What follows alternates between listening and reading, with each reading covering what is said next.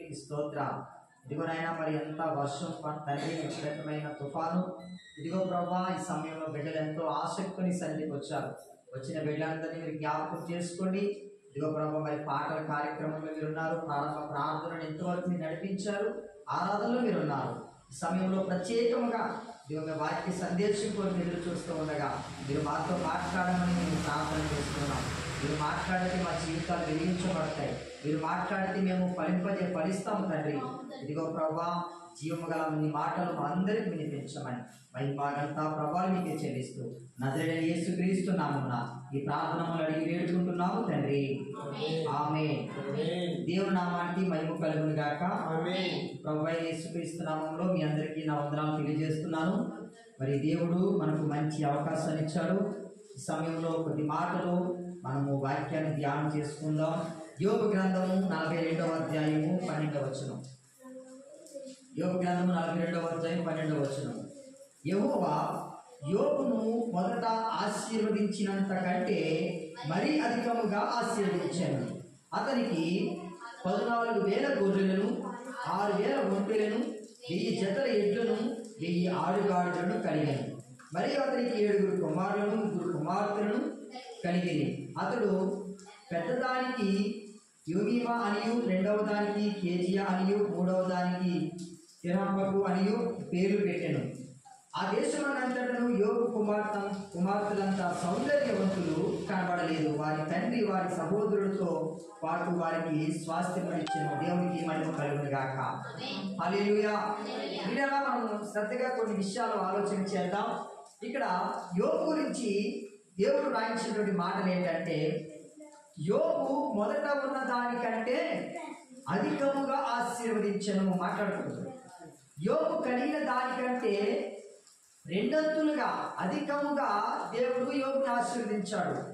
ఆదికాండము 1వ అధ్యాయము, యోబు గ్రంథము 1వ అధ్యాయం మనం చదివితే యోబు గారికి ఉన్నటువంటి స్టేటస్, యోబు గారికి ఉన్నటువంటి సిరి సంపదలు, యోబు గారికి ఉన్నటువంటి ఆస్తిపాస్తులు, యోబు గారికి ఉన్నటువంటి వ్యాపారాలు, యోబు గారికి ఉన్నటువంటి ఆస్తులు, ఇవన్నీ కూడా మనకు యోబు గ్రంథము 1వ అధ్యాయంలో 2వ వచనం నుండి మనకు కనబడుతూ ఉంటాయి. ప్రియరా, యోబు ఆ ఊజు దేశం అంతటిలో చాలా గొప్పవాడు, చాలా ధనవంతుడు. యోబు గురించి మనం ఆలోచన చేస్తూ ఉన్నప్పుడు చివరి అధ్యాయంలో యోబు మొదటి ఉన్న దానికంటే అధికముగా ఆశీర్వదించబడ్డాడు. మరి మొదట ఉన్నదాంతో ఏమైపోయింది? దాన్ని ఏమైనా దుర్వ్యాపారాలు చేసి దాన్ని ఎక్కువగా సంపాదించాడంటే, ప్రియరా, కొన్ని మాటలు నేను మీకు జ్ఞాపకం చేస్తాను. యోబు గ్రంథం 1వ అధ్యాయంలో ఊరు దేశమునందు యోబు అని ఒక మనుషుడు ఉండెను. అతడు యథార్థవంతుడును, న్యాయవంతుడును, దేవుని యందు భయభక్తులు కలిగి చెడుతనమును విసర్జించిన వాడు. దేవునికి మహిమ కలుగును గాక. ప్రియరా, యోబు అనేటువంటి ఒక సాధారణమైనటువంటి వ్యక్తి, మనలాంటి ఒక వ్యక్తి, ఒక దేశంలో ఆ వ్యక్తి ఎలా ఉన్నాడంటే యథార్థవంతుడుగా ఉన్నాడు. ఏంటి, ఊళ్ళో మనము ఆలోచన చేస్తున్నప్పుడు ఊళ్ళో కొంతమంది పిచ్చివాళ్ళు కనబడతారు. ఏమండి, పిచ్చివాళ్ళు అంటే మతి స్థితితో లేని వాళ్ళు మనకు కనబడుతూ ఉంటారు. వాళ్ళు చూసిన వెంటనే ఈ వ్యక్తి ఫలానా ప్రాంతం అని మనం వెంటనే ఐడెంటిఫై చేస్తాం. ఏమండి, మిగిలిన వారిని ఎవరిని కూడా మనం ఐడెంటిఫై చేయం. ఎప్పుడైతే ఒక వ్యక్తిలో ఒక డిఫరెంట్ కోణం కనబడుతుందో,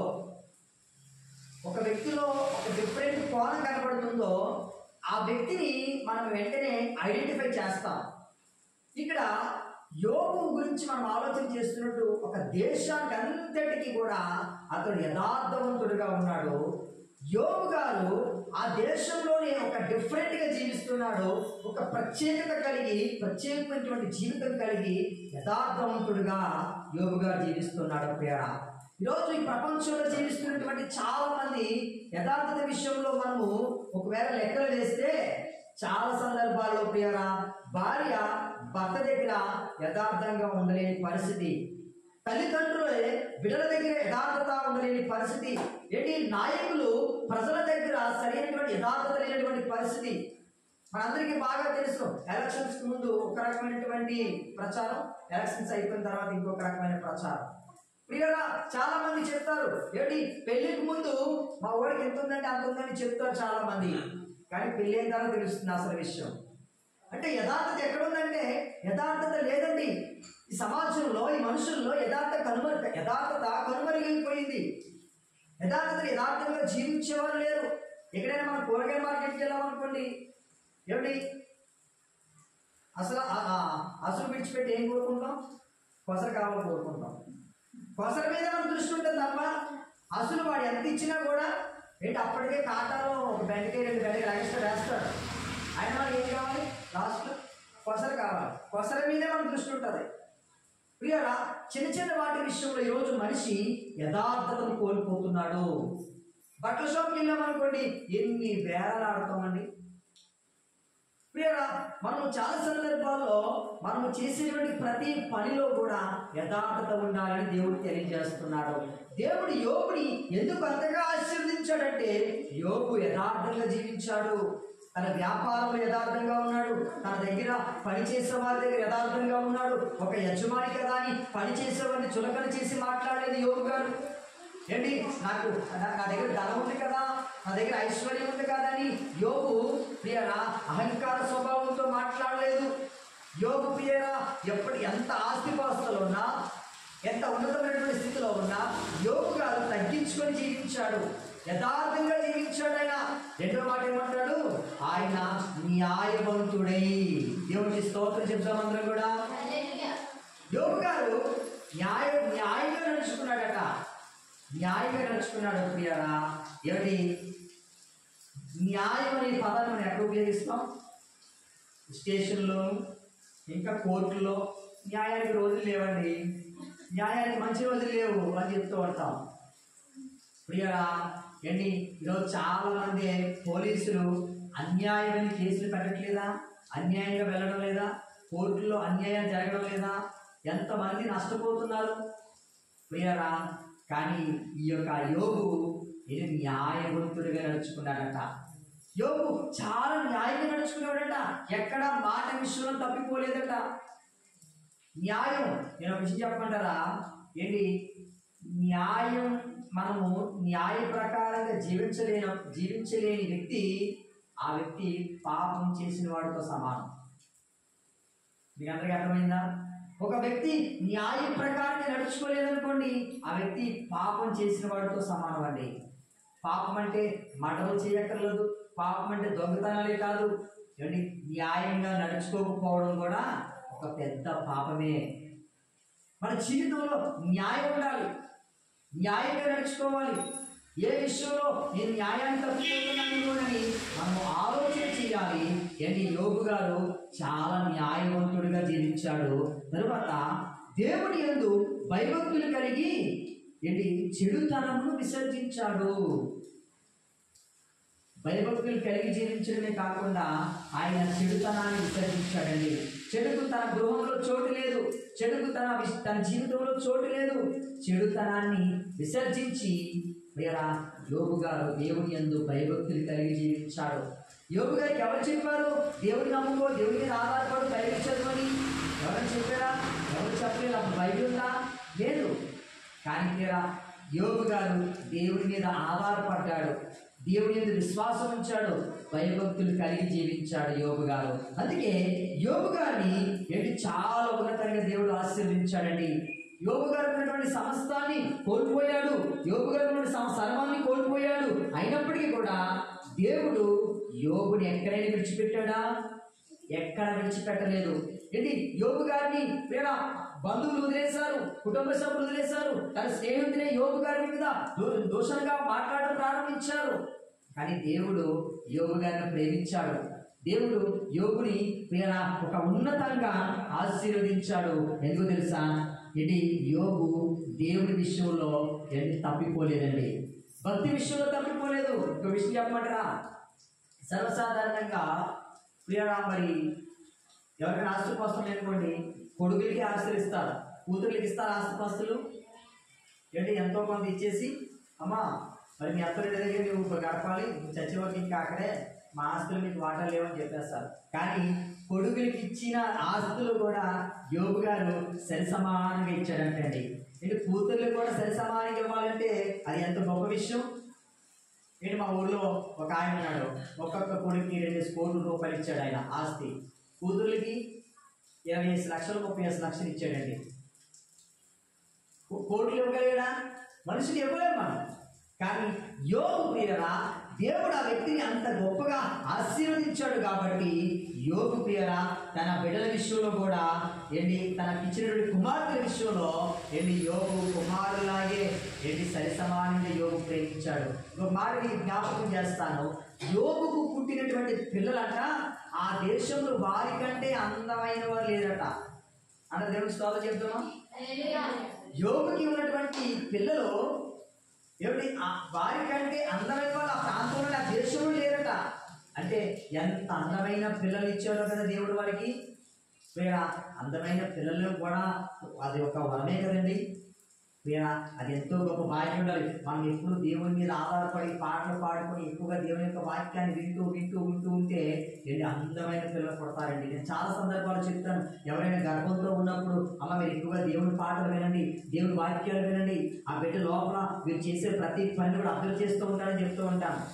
నేను మరి మా చిన్నబాబు మా పాప కంటే మా బాబు చాలా ఫాస్ట్. వాక్యంలో కానీ పాటలు కానీ చాలా అద్భుతంగా పాడతాడు. వాక్యాలు చక్కగా అన్నీ చేస్తాడు. ప్రార్థన చాలా అద్భుతంగా చేస్తాడు. వీడికి ఇదంతా ఎలా వచ్చేసింది అంటే మేము నేర్పించామా? మనం నేర్పిస్తాం, కొంటే నేర్పిస్తాం. కానీ వెళ్ళి వాడు కడుపులో ఉన్నప్పుడు పాస్టర్ గారు ఎక్కువగా ప్రార్థన చేసేవారు, ఎక్కువగా దేవుని పాటలు వినేవారు. ఎక్కువగా మా ఇంట్లో కూడా ఆ దేవుని పాటలే హోమ్ థియేటర్లు ఎక్కువగా వేసేవాళ్ళం. అప్పుడు ఏంటి ప్రతి పాట ప్రతి వాక్యము కూడా ఎక్కువ వాక్యాలు వినేవాళ్ళం. అలాగా ఆ కడుపులో పెరుగుతున్న ఆ శిశువు ఆ మాటలన్నీ కూడా అబ్జర్వ్ చేసి ఈరోజు వాడు చక్కగా వాక్యం చెప్తాడు. చక్కగా ఏమిటి ఎప్పుడైనా అక్కడికి వచ్చి వాక్యం చెప్పేసి వెళ్ళిపోయామనుకోండి, జాన్సన్ పలానా రోజు అక్కడ ఏ వాక్యం చెప్పామంటే టక్కుమని చెప్పేస్తాడు వాడు. ఒకసారి ఒక పాస్టర్ గారు మా దగ్గరికి వచ్చి ఒక వాక్యం చెప్పేసి వెళ్ళిపోయారు. ఏంటి ఒక సంవత్సరం తర్వాత ఒక సందర్భంలో ఆ పాస్టర్ గారి దగ్గరికి వెళ్ళాం. వెళ్తే డాడీ ఈ పాస్టర్ గారు మన ఇంటికి వచ్చినప్పుడు ఈ వాక్యం చెప్పారు కదా అని చెప్తున్నాడు వాడు. నిజంగా నేను చాలా ఆశ్చర్యపోయాను. నాకే గుర్తులేదు. కానీ అంత చిన్న వయసులో ఆ వాక్యాన్ని గుర్తుపెట్టుకున్నాడు. కారణం ఏంటి తెలుసా? మనము దేవునిలో పిల్లలు పెంచేవారుగా ఉండాలి. దేవుని మీద మనము ఆ బిడ్డలను భయభక్తులుగా పంచినప్పుడు ఆ పిల్లలు పెద్దవారు అయిన తర్వాత తొలగిపోకుండా ఉంటారు. యోబు గురించి మనం ఆలోచన చేస్తున్నప్పుడు చూడండి, మంచి మాట జ్ఞాపకం చేస్తాను. యోబు గ్రంథం 8వ అధ్యాయం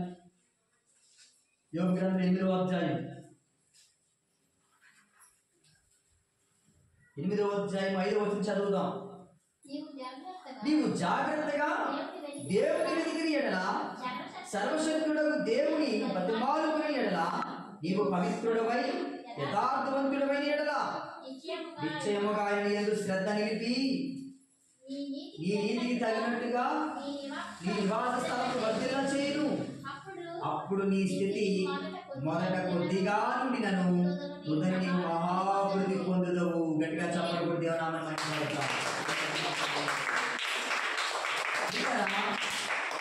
మొదట నీ స్థితి కొద్దిగా నుండి నన్ను తుదని నీవు మహాభివృద్ధి పొందుతావు. ఒక ప్రారంభంలో మన స్థితి చిన్నదే కావచ్చు. ప్రారంభంలో మన జీవితము, మన ఆదాయము, మన బ్రతుకంతా కూడా చిన్నదే కావచ్చు. కానీ అది రాను రాను రాను రాను ఏమైపోతుందంటే తెలుసా? ఒక విస్తరించిపోతుందంటే అభివృద్ధిలోకి వెళ్ళిపోతాం. మన చిన్న ఎగ్జాంపుల్ చెప్తాను. చింత చెట్టు మీరు ఎప్పుడైనా చూసారా? ఎంత పెద్దలు ఉంటుంది చింత చెట్టు. నేను అనేక ప్రాంతాలకు నేను సువార్తకు వెళ్తున్నప్పుడు అనేక ప్రాంతాల్లో చింత చెట్లు చూస్తుంటాం. అది ఎంత విశాలంగా ఉంటుందండి. ఈ బిల్డింగ్ కూడా సరిపోదు, అంత విశాలంగా ఉంటుంది. అనేక మంది అక్కడ చెట్టు కింద కూర్చుంటారు. అనేక మంది కాకులు, పావురాలు, రకరకాల పుచ్చుకులు, పక్షులు ఆ చెట్టు మీద నివాసం చేసుకుంటూ ఉంటాయి. చింత చెట్టు చాలా మందికి మేలుకరంగా ఉంది. చింత చెట్టు ప్రారంభంలో ఎంత ఉండేది?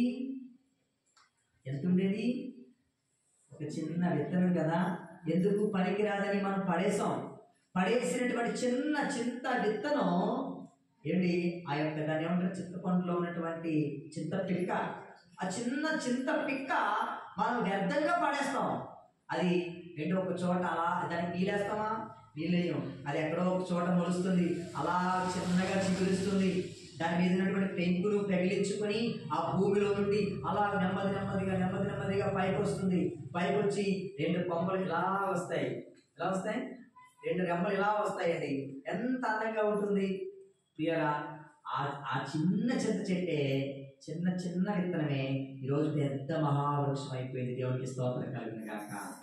ప్రారంభంలో ఎవరి స్థితి అయినా ఇది కొద్దిగా ఉంటుంది, కానీ నువ్వు దేవుడి మీద ఆధారపడుతున్నప్పుడు రాను ఆశీర్వదించబడతావు. కొంతమంది ఎన్ని సంవత్సరాలు గతించినా వారి జీవితంలో ఎదుగు ఉండదు, పొదుగు ఉండదు. వారి జీవితంలో ఆశీర్వాదం ఉండదు, వారి జీవితంలో అద్భుతాలు ఉండవు, వారి జీవితం మేలుకరంగా ఉండదు. ప్రియరా, మేలుకరంగా ఉండదు. నేనంటాను, మన జీవితము మనకు మాత్రమే కాదు, ఇతరులకు కూడా మేలుకరంగా ఉండేలా దేవుడు చేస్తాడు. దేవుడికి స్తోత్రం కలుగును గాక. మన ప్రియరా, మన ద్వారా అనేక మంది మేలు పొందుకునేలా దేవుడు చేస్తాడు. ఎప్పుడో తెలుసా? మనం దేవుడి మీద ఆధారపడినప్పుడు, మనము దేవుడి మీద విశ్వాసం ఉంచినప్పుడు. ఒకరోజు భార్య భర్తలు ఇద్దరు కష్టపడడం ప్రారంభించారంట. వారి వివాహం చేసుకుని మన ఇద్దరం కష్టపడతాం, బాగా సంపాదిద్దామని రోజు కష్టపడుతున్నారట. రోజు ఇంకా నిద్ర లేదు, ఏమీ లేదు, చాలా కష్టపడుతారు. పాపం కష్టపడాలి, మంచిదే, కష్టపడాలి. ఒక రోజు ప్రియరా ఒక చిన్న బలహీనత వచ్చిందట. హాస్పిటల్కి వెళ్ళారట. హాస్పిటల్కి వెళ్తే ప్రియరా హాస్పిటల్కి వెళ్ళిన తర్వాత ఆయన ఏం చెప్పారంట? సార్, మీరు నిద్రపోయే సమయం చాలా తక్కువగా అవడం వల్ల మీకు ఒక భయంకరమైన వ్యాధి వచ్చిందండి. దానివల్ల మీరు ఎప్పుడు చనిపోతారో మీకు తెలియదండి అని చెప్పారు డాక్టర్ గారు. అప్పుడు వాళ్ళు ప్రారంభంలో ఏం చేశారు? ఎండనక వానక రే అనక పక్కన వెళ్ళి ఇంకా కష్టపడి నైట్ చేసేవారంట. పగలు ఇద్దరు పడుకునేవారంటే పగలు పడుకునేవారు కాదంట. ఆయన ఏదో పనులు ఆ పనులు ఈ పనులు అలా చేసుకుంటూ ఉన్నారట. చివరికి దాన్ని అనుభవించలేని వారిగా ఉన్నారండి. వాళ్ళు సంపాదించుకున్నారు కానీ దాన్ని అనుభవించలేకపోతే. మనం కష్టపడాలి కానీ ప్రతిదానికి ఒక లిమిట్స్ ఉంటాయి. మన చట్ట ప్రకారంగా మన దేశంలో ఎన్ని గంటలు పని చేయాలి? 8 గంటలు పని చేయాలి. మనిషి 8 గంటలు పని చేస్తే చాలండి. ఆ జీవితానికి సరిపడంత ఆదాయం దేవుడే ఇస్తాడు. మనకేంటంటే ఆరాటం ఎక్కువైపోయి 12 గంటలు, 13 గంటలు, 14 గంటలు, 15 గంటలు పెంచుకుంటూ వెళ్ళిపోతాం. బాడీ అలసిపోతుంది, దేవుడి మర్చిపోతాం, ప్రార్థన ఉండదు, భక్తి ఉండదు, దేవుడి సన్నిధి ఉండదు, ఇంకేమీ ఉండవు. నేను అంటాను, మనకు యథార్థంగా నడుచుకున్నట్లయితే దేవుడు మన స్థితి మొదట కొద్దిగా ఉంది. దేవుడు మనల్ని ఏం చేస్తాడు తెలుసా? రాను ఒక ఉన్నతమైన వారిగా దేవుడు మనను చేస్తాడు. దేవునికి స్తోత్రం కలుగును గాక. ఒక సందర్భంలో యోబు తన భార్య యోబు గారిని అపార్థం చేసుకుని యోబు గారిని కూడా దూషణకరమైనటువంటి మాటలు మాట్లాడుతుంది. కానీ తర్వాత తన తప్పు తెలుసుకుంటుంది. చాలా మంది భర్తల మీద దూషణకరమైనటువంటి మాటలు మాట్లాడతారు. అయ్యో, భర్త ఉదయం వెళ్ళి మరి కష్టపడి నా కోసమే కదా, మరి పిల్లల కోసమే కదా కష్టపడుతున్నాడు, ఇంత ప్రయాసపడుతున్నాడు, శ్రమ పడుతున్నాడని ఆలోచన కొంతమందికి ఉండదండి. ఆ భర్త మీద దూషణకరమైనటువంటి మాటలు, భర్తకు గౌరవం ఇవ్వకపోవడం, భర్తకు విలువ ఇవ్వకపోవడం, భర్తను చిన్న చూపు చూడడం, ఇలాంటి పరిస్థితి మనకు సమాజంలో కనబడుతుంది. యోబు యొక్క భార్య కూడా చూడ మాట మీకు జ్ఞాపకం చేస్తాను. యోబు గ్రంథం 2వ అధ్యాయం, యోబు గ్రంథం 2వ అధ్యాయం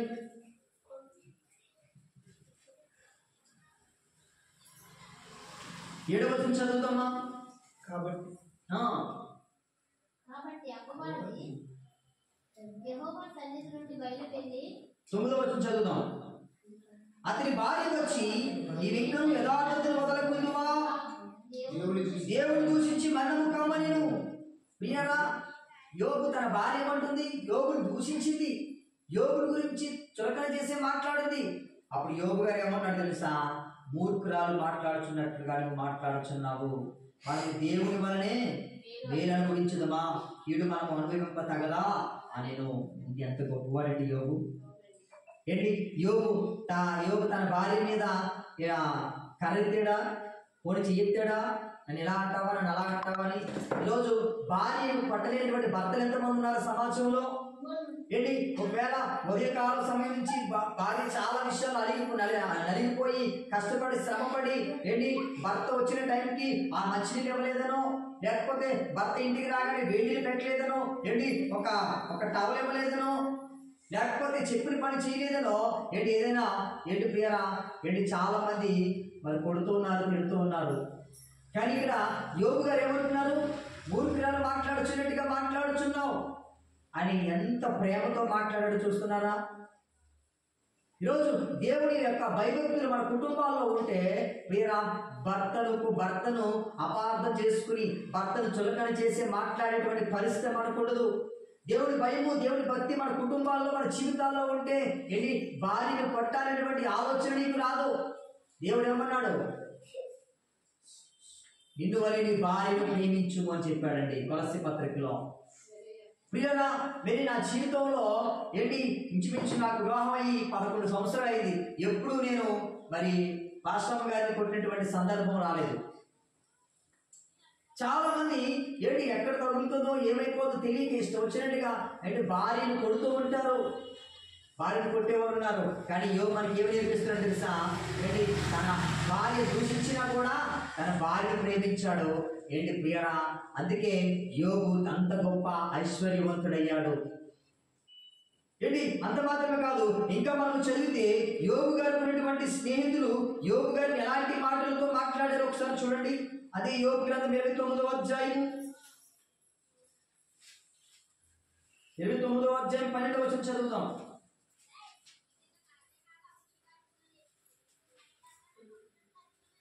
29వ అధ్యాయం 12వ వచనం. ఏలైనగా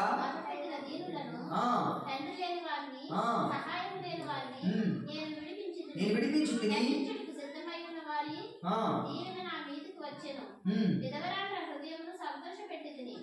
నేను నీతిని వస్త్రంగా ధరించుకుని ఉంటిని కనుక అది నన్ను ధరించెను. నా న్యాయ ప్రవర్తన నాకు వస్త్రమును పాగయు అయిను. గుడ్డివారికి నేను కన్నులెత్తింది, గుడ్డివారికి పాదములు ఎత్తిని. 42వ వచనం చూద్దాం. 42వ అధ్యాయం చూద్దాం ఒకసారి. 42వ అధ్యాయం 10వ వచనం. 42వ అధ్యాయం 10వ వచనం. మరియు యోబు తన స్నేహితుడి నిమిత్తము ప్రార్థన చేసినప్పుడు యెహోవా అతని క్షేమ స్థితిని మరలా అతనికి దయచేసెను. మరియు యోబునకు పూర్వము కలిగిన దానికి 2 అంతులు అధికముగా యెహోవా అతనికి దయచేసెను. ప్రియరా, ఇక్కడ యోబు తన స్నేహితుల గురించి ప్రార్థన చేస్తూ ఉన్నాడు. కానీ యోబు గురించి మనము ప్రారంభంలో చూసినప్పుడు యోబు స్నేహితులు యోబు గురించి ప్రియరా భయంకరంగా దూషిస్తారు. ఏంటి యోబు గురించి హీనంగా మాట్లాడతారు. యోబు ప్రియరా తన స్నేహితులు కూడా యోబుని అర్థం చేసుకోలేదు. కానీ యోబు ప్రియరా వారి గురించి ప్రార్థన చేస్తున్నాడు. యోబు ఎప్పుడైనా మనం తిట్టేవాడి గురించి మనం ప్రార్థన చేస్తామా? మనం దూషించే వారి కోసం ప్రభా వారిని దీవించే ప్రభా అని మనం ప్రార్థన చేస్తామా? మనం ప్రార్థన చేయము. కానీ యోబు తన స్నేహితులు దూషించారు, తన స్నేహితులు అవమానకరంగా మాట్లాడారు, తన స్నేహితులు యోబు గారిని ఏంటి రకరకాలుగా ఇంకా కృంగదీసేసేవారు. ఇంకా ఇలాంటి వారితో నేను ఉండకూడదు, ఇలాంటి వారు నాకు అవసరం లేదు అనుకుంటాం మనమైతే. కానీ యోబు వారి నిమిత్తం ఏం చేస్తున్నాడట? ప్రార్థనలు చేస్తున్నాడు. ఏంటి వారి యొక్క క్షేమం గురించి ఆలోచన చేస్తున్నాడు. వారు మంచి కోరుకుంటున్నాడు యోబు ప్రియరా. అందుకే యోబు అంత గొప్పవాడయ్యాడు. అంటాడు కదా, తన స్నేహితుల నిమిత్తము ప్రార్థన చేసినప్పుడు యెహోవా అతని క్షేమ స్థితిని మరలా అతనికి దయచేసెను. ఏంటి ఎప్పుడైతే మనం దూషించిన వారి నిమిత్తం మనం ప్రార్థన చేస్తామో, మనము హింసించిన వారికి మనం ప్రార్థన చేస్తామో దేవుడు మనం క్షేమంగా కాపాడుతాడంట. దేవుడికి స్తోత్రం కలిగి కాక. పగటి మనం ఏం చేస్తామంటే నన్ను ఒకడంటే నేను 2 మాట్లాడాలి అని మనం అనుకుంటాం. కానీ యోబు ఏమన్నాడు? నాకు ఎన్ని మాట్లాడినా పర్వాలేదు, మీకోసం ప్రార్థన చేస్తాను, మీరు బాగుండాలి, మీరు సంతోషంగా ఉండాలని యోబు చెప్పాడు. అందుకే యోబు ఆశీర్వదించబడ్డాడంట. అందుకే చెప్పాడు కదా, ప్రార్థన చేసినప్పుడు యెహోవా అతని క్షేమ స్థితిని మరలా అతనికి దయచేసెను. అంటే ప్రార్థన చేసినప్పుడు ఏం చేస్తున్నాడు? క్షేమ స్థితిని దయచేస్తున్నాడండి. మనం అనుకుంటాం యోబుని ఆశీర్వదించిన దేవా నన్ను ఆశీర్వదించంటాం. కానీ యోబు లాంటి జీవితాన్ని మనం కలిగి ఉంటున్నామా? మన కుటుంబంలో ఏదైనా నష్టం వచ్చిందనుకోండి, దేవుడిని మర్చిపోతాం, దేవుడిని విడిచిపెడతాం. కానీ యోబు ఏంటి తనకున్న ఆస్తిపాస్తులన్నీ కోల్పోయాడు, తనకున్నటువంటి బిడ్డలు కోల్పోయాడు, పనివారిని కోల్పోయాడు, అందరినీ కోల్పోయాడు. కానీ యోబు తన యథార్థతను విడిచిపెట్టలేదు, భక్తిని విడిచిపెట్టలేదు. అందుకే యోబు అంత గొప్పగా ఆశీర్వదించబడ్డాడు. దేవునికి మహిమ కలుగును గాక. యోబు అందుకే అంత ఉన్నతంగా దీవించబడ్డాడు ప్రియరా. ఏంటి మనము యోబు గురించి మనం ఆలోచన చేస్తున్నప్పుడు చాలా సందర్భాల్లో మనము ఏమనుకుంటామంటే ఆ కాలం వేరండి, ఆ కాలంలో యోగుకి చెప్పేవారు లేరు, ఈ కాలంలో యోగుకి చెప్పేవారు ఉన్నారండి. ఏంటి ఆ కాలంలో నువ్వు ప్రార్థన చెయ్యి, నువ్వు బైబిల్ చదవాలి, నువ్వు నీతిగా ఉండాలి, నువ్వు యథార్థంగా ఉండాలి. ఏంటి అప్పుడు ఎవరు రాజ్యాంగాలు ఉన్నాయా? ఇప్పుడు మనకి రాజ్యాంగం ఉంది, దొంగతనం చేయకూడదు, ఎవరిని కొట్టకూడదు, ఎవరిని తిట్టకూడదు, ఎన్నో చట్టాలు మనకు ఉన్నాయి. ఈరోజు ఎంతమంది ఆ రాజ్యాంగాన్ని గౌరవిస్తున్నారు, ఎంతమంది ఆ రాజ్యాంగాన్ని అవలంబిస్తున్నారు? ఏంటి రాజ్యాంగానికి వ్యతిరేకంగా ఎంతమంది చేయట్లేదు ప్రియరా? ఈరోజు స్టేషన్లో ఎందుకు ఇన్ని కేసులు నమోదవుతున్నాయి? ఏంటి కోర్టుల్లో ఎందుకు ఎంతో మంది అన్యాయస్తులుగా మిగిలిపోతున్నారు? కారణం రాజ్యాంగాన్ని పాటించట్లేదు చాలా మంది. మనిషిని ప్రేమించేటువంటి వ్యక్తులు కనుమరుగైపోయారు ఈ రోజుల్లో. ప్రియరా ఎన్నో చట్టాలు ఉన్నాయి కానీ ఆ చట్టాలు ఎవరూ పాటించట్లేదండి.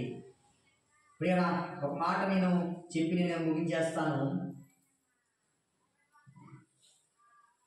చూద్దాం ఒక్కసారి.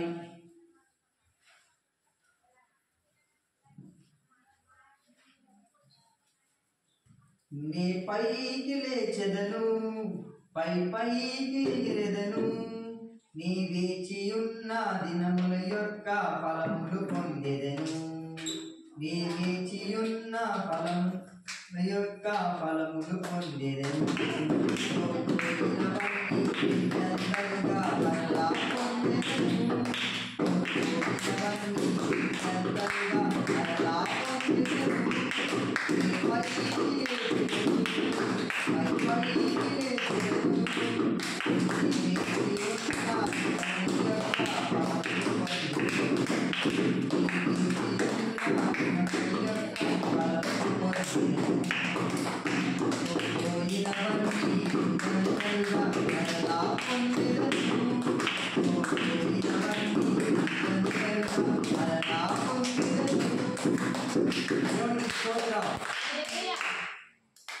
యాకోబు పత్రిక 4వ అధ్యాయం 17వ వచనం.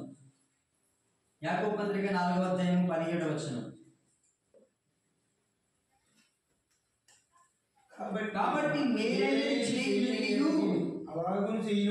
అలాగును చేయని వాడికి పాపము కలుగును. ప్రియరా పాపం ఎలా కలుగుతుందట? మేలైనది చేయనరియు అది చేయని వారికి పాపం కలుగుతుందంట. ప్రియరా నిజంగా మనము చాలా సందర్భాల్లో మేలేంటో మనకు తెలుసు, కానీ దాన్ని చేయకపోవడం వల్ల మనుషుల్లో ఏం కలుగుతుందంటే పాపం కలుగుతుంది. మేలంటే ఏంటో తెలుసు, మంచి అంటే ఏంటో మనకు తెలుసు, దాన్ని మనం చేయకపోవడం వల్లే అంటే చాలా మంది పాపం వారిలోకి ప్రవేశించేస్తుంది ప్రియారా. కాబట్టి మనము మేలు చేసేవారుగా ఉండాలి, ఎదుటివారు ఎవరైనా కష్టంలో ఉంటే మనం మేలు చేయాలి, ఎవరైనా ఆపదల్లో ఉంటే మనం వారికి మేలు చేయాలి. మేలు చేసేవారుగా మనం ఉన్నప్పుడు దేవుడు మనను బహుగా ఆశీర్వదిస్తాడు, బహుగా దీవిస్తాడు ప్రియరా. ఇంకొక మాట కూడా రాయబడింది ఇక్కడ, అంటాడు కదా ఒక సందర్భంలో, నీవు విసుగక మేలు చేసినప్పుడు తగిన కాలమందు నువ్వు పంట కోస్తావు. ఏంటంట? విసుగక మేలు చేసినప్పుడు తగిన కాలమందు నీవు పంట కోస్తావు. నిజంగా మనము విసుగక ఏం చేయాలట? మేలు చేయాలట. మేలు చేసినప్పుడు తగిన కాలమందు మనం పంట కోసుకుంటాం. దేవునికి స్తోత్రం కలుగును గాక. ప్రియారా మా జీవితంలో నేను ఆలోచన చేస్తున్నప్పుడు దేవుడు నా జీవితంలో ఎన్నో అద్భుతాలు, ఎన్నో ఆశ్చర్యమైనటువంటి కార్యాలు చేశాడండి. ఈరోజు నేను బండి కొనుక్కుని తిరిగే పరిస్థితి నాకు కాదు. దేవుడు ఒక కొత్త బండిని ఇచ్చాడు. దేవుడు ఒక వ్యక్తిని ప్రేరేపించి ఒక బండి, ఇదిగోండి ఇది మీరు ప్రభు పరిచయం మీరు వాడండి అని బండి ఇచ్చాడు. ప్రియారా మనం దేవుడి మీద మనం ఆధారపడినప్పుడు, విసుగక దేవుడిని మనం స్తుతించినప్పుడు, విసుగక దేవుని ఆరాధించినప్పుడు కొంతమందికి దేవుని సన్నిధికి రావడానికి విసుగు, పాటలు పాడడానికి విసుగు, ప్రార్థనకు రండి అంటే విసుగు. నేనంటాను, విసుగక చేసినప్పుడు తగిన కాలమందు నువ్వు పంట కోసుకుంటావు, తగిన కాలమందు నువ్వు అభివృద్ధి చెందుతావు, తగిన కాలమందు నువ్వు దీవించబడతావు. నీ ద్వారా అనేక మంది దీవించబడతారు. నీవే అనేక మందికి మేలుకరంగా మారుతావు. నీవే అనేక మందికి పోషకుడిగా నువ్వు మారుతావు. అనేక మంది నీ దగ్గరికి వస్తారు సహాయం కోసం. ఎప్పుడో తెలుసా, నీవు దేవుని యందు భయభక్తులు కలిగి జీవించినప్పుడు, నీవు దేవుని మీద నువ్వు ఆధారపడినప్పుడు అనేక మంది నీ దగ్గరికి వస్తారు సహాయం చేయమని. దేవునికి స్తోత్రం కలుగును గాక. ప్రియరా, మరి యోబు గురించి మనం ఆలోచన చేస్తాం. యోబు యొక్క జీవితంలో ఎన్నో ఆశీర్వాదాలు, ఒకటి కాదు రెండు కాదండి, ఒకటి కాదు రెండు కాదు, ఎన్నో ఆశీర్వాదాలు యోబు పొందుకున్నాడు. యోబుకున్నటువంటి ఐశ్వర్యమట ఆ దేశంలో ఎవ్వరికీ లేదట. దేవునికి స్తోత్రం కలుగును గాక. అండి, యోబుకున్నటువంటి ఆశీర్వాదము ఆ దేశంలో ఎవరికీ లేదట. అంత గొప్పగా యోబు ఆశీర్వదించబడ్డాడు, అంత గొప్పగా యోబు దీవించబడ్డాడు. ప్రియరా, కాబట్టి మనము ఏం చేయాలంటే ఏంటి, యోబు మనకు నేర్పిస్తూ ఉన్నాడు. మనము యోబు వలె భయభక్తులు కలిగి జీవించాలి, యోబు వలె యథార్థవంతుడిగా జీవించాలి, యోబు వలె నీతిగా జీవించాలి, యోబు వలె పరిశుద్ధతను కాపాడుకోవాలి. ఏంటి, దేవుని సన్నిధిలో గడపాలి, దేవుని కొరకు మనం సమయాన్ని కేటాయించాలి. ఇది దూరంగా వెళ్ళిపోయాడు. ఒళ్ళంతా విపరీతమైన వ్యాధి. ప్రియరా, మనుషులు విడిచిపెట్టేశారు యోబుని. దేవుడు యోబుని ప్రేమించాడు, యోబుని హత్తుకున్నాడు. ప్రియరా, కాబట్టి మనము చూడండి, ఒక మాట చెప్పి నేను ముగించేస్తాను. అదే యోహాను పత్రిక 3వ అధ్యాయము, యోహాను పత్రిక 3వ అధ్యాయం 8వ వచనం చదువుతాం. అపవాది మొదటి నుండి పాపము చేయుచున్నాడు. యోహాను మొదటి పత్రిక 3వ అధ్యాయము. పాపము చేయుచున్నాడు కనుక పాపము చేయువాడు అపవాది సంబంధి. అపవాది యొక్క క్రియలు లేపరచుటకే దేవుని కుమారుడు ప్రత్యక్షమాయను. దేవునికి మహిమ కలుగును గాక. దేవుని కుమారుడు ప్రత్యక్షమయ్యాడు. ఎందుకో తెలుసా, అపవాది క్రియలు లయపరచడానికి, అపవాది క్రియలను బంధించడానికి పరలోకమున యేసుక్రీస్తు వారు ఈ లోకానికి వచ్చాడు. ఏంటి, అపవాది తన రాజ్యాన్ని కట్టాడు, అపవాది అనేక మంది తన వశం చేసుకున్నాడు. ప్రజల్లో పాపమని విత్తనాన్ని నాటాడు. ప్రజలు నశించిపోతున్నారు, ప్రజలు పాడైపోతున్నారు, ప్రజలు పాపానికి దాసోహులైపోయారు. నీతి లేదు, యథార్థత లేదు, పవిత్రత లేదు. అందుకే అపవాది క్రియలను లయపరచడానికి యేసయ్య ఈ భూలోకానికి వచ్చాడు, నిన్ను నన్ను ప్రేమించి. మన జీవితంలో అపవాది క్రియలు జరిగించకూడదు, మన కుటుంబంలో అపవాది క్రియలు ఉండకూడదు. అందుకే యేసయ్య ప్రత్యక్షమయ్యాడు ఈ లోకానికి కన్యమరియ గర్భాన. ఎంత వింతరో వినరావోరన్నా కన్యమరియ గర్భాన.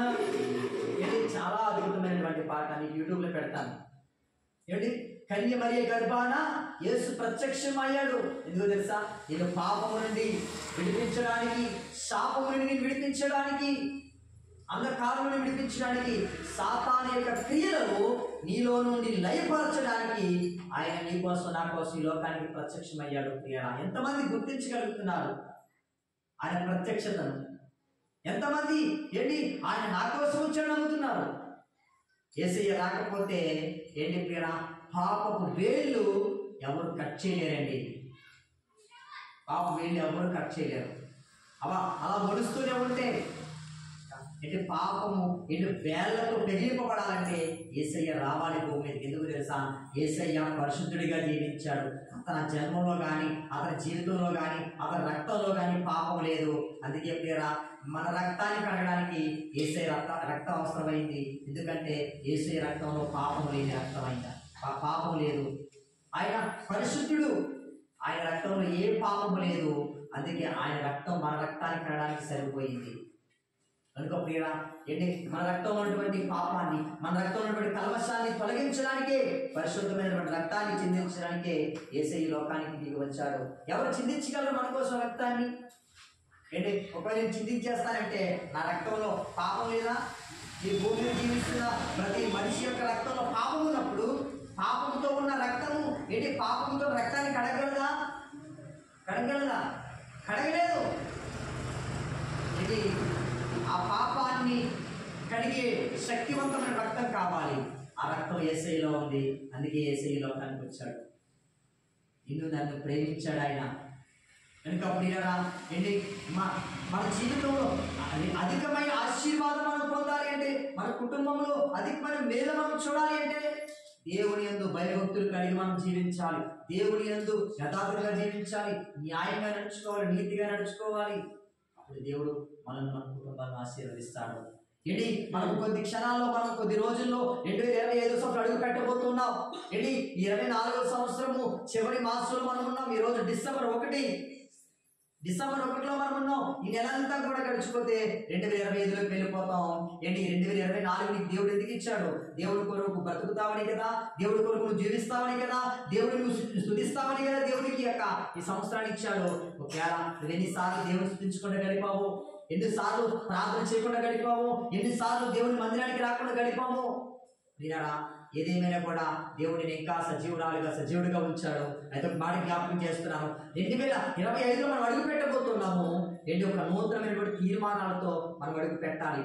మన కుటుంబంలో 2024లో ఉన్నటువంటి శాపాలు, శోధనలు, సమస్యలు, బలహీనతలు, ఇబ్బందులు, ఇరుకులు, కష్టాలు, కన్నీళ్లు ఏవి కూడా 2025లో రాకుండా ఉండాలి అంటే మనం గట్టిగా ఎప్పటి నుంచి గట్టిగా ప్రార్థన చేయాలి. దేవునికి మహిమ కలుగును గాక. మన జీవితంలో అధికమైన మేలు కలుగును గాక. మన జీవితంలో రెట్టింపు ఆశీర్వాదం కలుగును గాక. మన బిడ్డలో దైవికమైనటువంటి జ్ఞానంలో వర్ధిల్లును గాక. మన కుటుంబంలో ఉన్నటువంటి ప్రతి విధమైన పాప శాప శోధనలన్నీ లయపరచబడును గాక. సాతాను శక్తులు, చీకటి శక్తులు, అంధకార శక్తులు యేసు నామములో లయపరచును గాక. మన పట్ల దేవుని ప్రత్యక్షత ఉంది, మన పట్ల దేవుని ప్రణాళిక ఉంది. మనము దేవుని వైపు చూద్దాం, దేవుడిని మనం గురిగా ఎంచుకుందాం, ఆయన వైపు చూసి మనము ముందుకు అడుగులు వేద్దాం. దేవుడి మాటలు మన అందరి హృదయాల్లో ఫలింపజేసి దీన్ని ఆశీర్వదించును గాక. ఆమేన్, ఆమేన్. ఈ సమయంలో మరి ప్రభువులో ఉంది కాబట్టి మరి బాప్తిసం పొందిన వారికి మరి ప్రియరా ప్రభువుల